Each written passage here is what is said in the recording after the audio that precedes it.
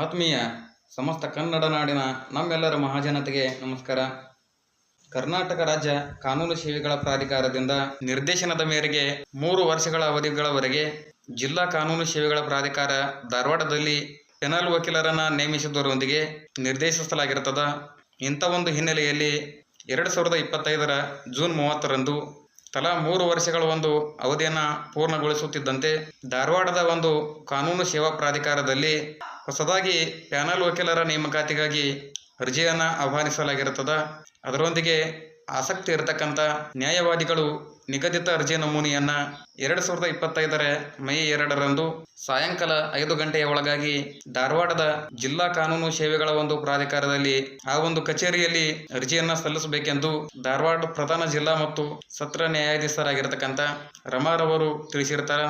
ಇದಿಷ್ಟು ಈ ಹೊತ್ತಿನ ಸಾರ್ವಜನಿಕರ ಮಾಹಿತಿ ಆಗಿರುವುದರಿಂದ ಎಲ್ಲರಿಗೂ ಧನ್ಯವಾದವನ್ನು ಹೇಳ್ತೀನಿ. ಜೈ ಹಿಂದ್, ಜೈ ಕರ್ನಾಟಕ, ವಂದೇ ಮಾತರಂ, ಶುಭ ದಿನ.